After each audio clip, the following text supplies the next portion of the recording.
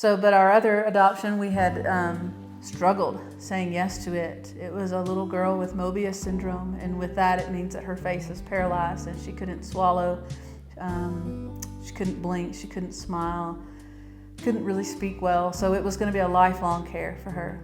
And yeah, she would need, we need the eye drops in her regularly. Eye drops in her had eyes. to eat through a feeding tube.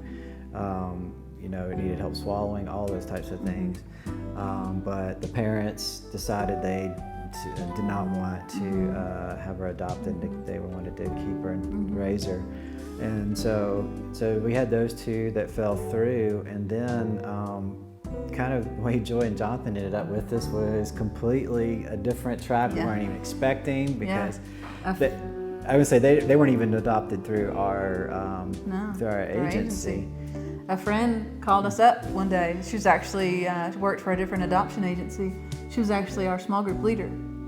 And she called me up and she said, "Laura, are you sitting down?" I said, "Well, I can." And she said, "You need to put your girls in another room, and you and Daniel need to sit together and put me on speakerphone."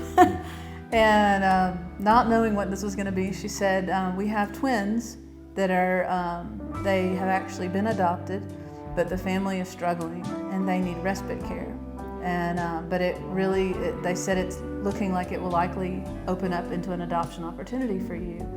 And so we said, "Twins?" And so we said, of course we said yes. And so we had a day to get 2 cribs and 2 of everything and 2 high chairs, and that's where our community came into play, and we did it. Turns out it was Joy and Jonathan. Yeah, they were about 19 months old at the time, and they're actually born internationally. They're from St. Vincent and the Grenadines, an island nation in the Caribbean. So even though we had turned away from international adoption, we ended up adopting internationally via domestic.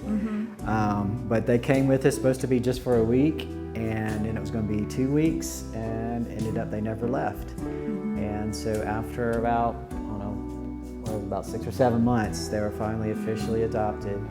And so then they don't remember anything before that. And so now they're ours. And God really worked through ways we didn't expect to bring them into our family. Yeah, we had said no, we can't do international adoption. And it's so funny. I look back and I'm just amazed, and I think, what other areas in my life have I done this where I said, no, that's just too hard. And that's actually one of the things that's taught me on the mission field, that was preparing me for this, because there's a lot of things I look back, and there have been moments I looked back and I thought, no, I said that was too hard, and God made a way. God did intend for us to adopt children who were born not in the States, in the United States.